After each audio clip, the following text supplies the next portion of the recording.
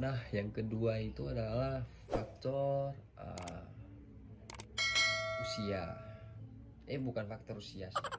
Faktor usia udah tadi. Yang kedua adalah faktor makanan.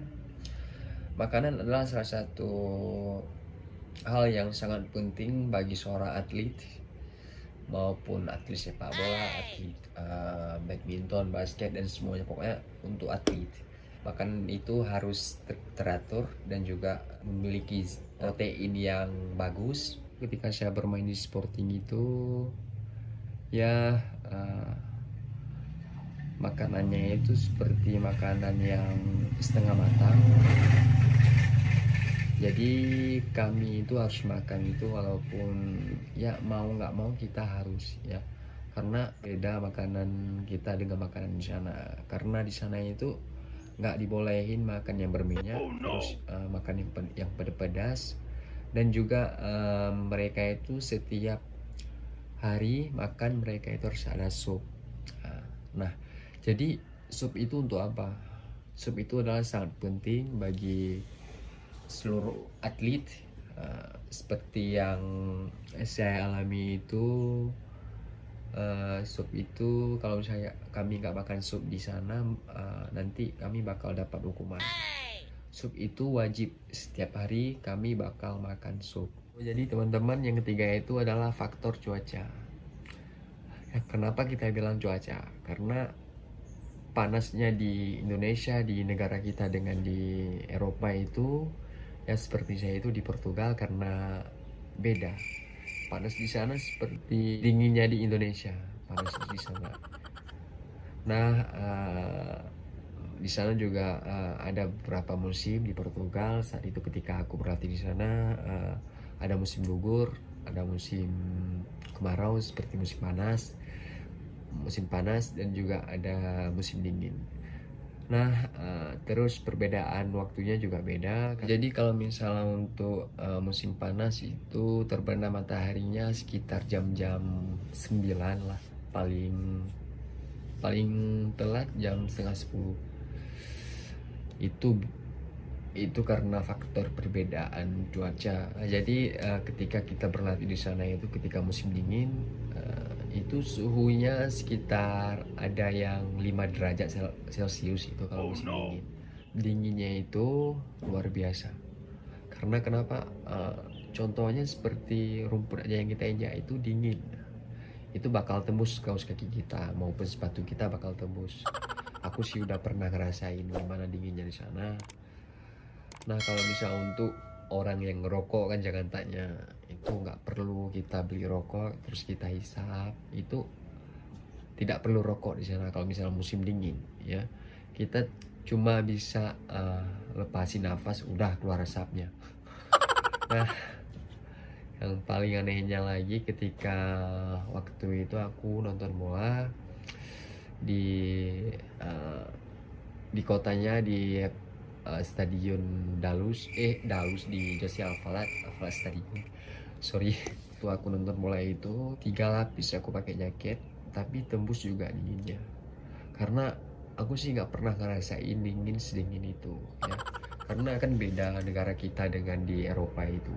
Nah bosku, jadi kalau misal kalian nggak percaya dinginnya di sana, kalian bisa pergi ke Eropa, kalian bisa ngerasain semuanya gimana dinginnya. Dan jangan lupa pesan dari aku itu bawa jaket yang tebal-tebal. Nah, kalian nanti bakal hadapi bagaimana cuaca di sana, terus makanan di sana.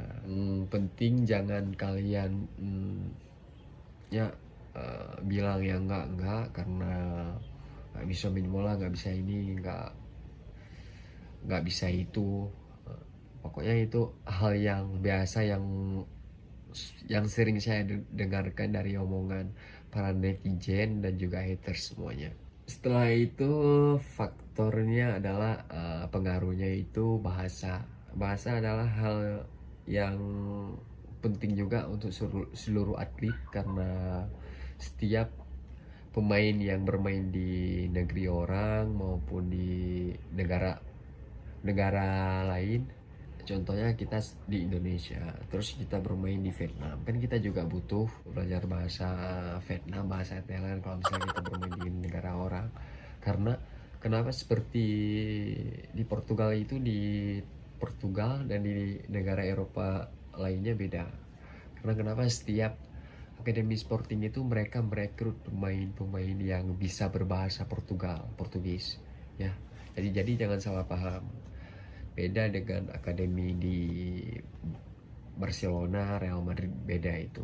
Di Portugal itu mereka menggunakan bahasa Portugis. Nah, jadi banyak pemain di sana itu yang bisa berbahasa Portugis. Contohnya Sporting itu merekrut bibit akademinya dari yang bisa bahasa Portugis itu seperti negara Angola, terus dari benua Afrika, dan juga ada Brazil, dan juga ada sedikit yang dari Spanyol, karena Spanyol dan bahasa Spanyol itu dan bahasa Portugis itu beda tipis, pokoknya sekitar 40-60. Nah, uh, aku sih kemarin di Portugal itu pertama sampai di sana belum bisa bahasa Inggris, belum terlalu lancar.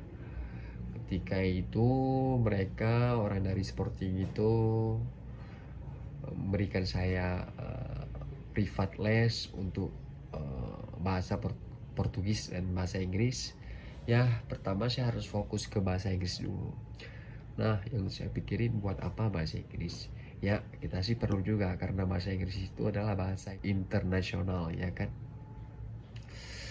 Nah, ketika saya bisa bahasa Portugis, saya berkomunikasi itu dengan mereka, dengan seluruh pemain di sana maupun teman-teman saya. Mereka itu jarang yang bisa bahasa Inggris. Ya, aku sih kemarin sempat bingung juga. Ya, kenapa pemain di sini nggak ada yang bisa bahasa Inggris? Aduh, yang aku mikirin itu apa mereka eh, nggak ada yang berasal dari yang bisa bahasa Inggris, berasal dari Inggris ataupun dari Amerika dan juga dari Singapura. Nah, ternyata enggak. Terus ketika saya bertanya kepada ofisialnya yang ada di akademi itu, kata mereka seperti yang saya katakan tadi, guys, ya. Karena setiap akademi di Portugal ini banyak merekrut pemain yang bisa bahasa Portugis. Jadi kesimpulannya adalah bahasa itu sangat penting, ya. Itu khusus buat atlet semuanya. Nanti jangan kita keluar negeri, terus kita bermain mal di sana kita nggak bisa bahasa, itu susah juga, betul bosku, susah itu. Karena bahasa itu untuk komunikasi itu penting. Untuk sehari-hari itu juga butuh kita untuk berkomunikasi dengan bahasa mereka. Jadi waktu aku berlatih di sana, aku pertama belajar bahasa Portugis itu adalah dengan bahasa kotor. Gimana mereka marahin kita, kalau misalnya mereka ngejek-ngejek kita, mereka hina kita, kita tahu bahasa kotor mereka. Nah, aku sih karena belajar bahasa kotor dulu. Kalau misalnya kita marahin mereka dengan bahasa kita sendiri, mereka bakal nggak tahu, ya kan? Soalnya aku sih pakai bisa bahasa Aceh, bahasa daerah, terus kita bisa gunakan itu juga. Jangan tiru juga seperti yang yang aku lakuin untuk belajar bahasa kotor dulu. Buat kalian, jika kalian nggak pernah alami, nggak pernah ngerasain seperti yang saya rasain, kalian ya kalau misalnya mau hina silakan, kalau misalnya nggak percaya ya sudah. Yang penting aku udah jelasin, udah ceritain bagaimana pengalaman hidup di Eropa itu. Di Eropa itu kejam. Ya Allah bang. Jadi coba ngebayangin dalam pikiran kalian, kalau misalnya kita nggak bisa berkomunikasi dengan bahasa mereka, bagaimana kita bisa belajar sepak bola di sana? Terus ketika kita berada di lapangan, gimana kita cara ngertiin? Ya udah, kamu passing, terus shooting, gimana kita bisa mengerti dengan bahasa mereka? Nah, ketika aku di sana, ketika aku sih waktu udah mulai latihan itu udah ngerti sedikit bahasa mereka. Nah, jadi kemudian tentang faktor postur, ya kan. Nah, yang pertama adalah uh, atlet juga membutuhkan postur tubuh yang kekal ataupun ideal.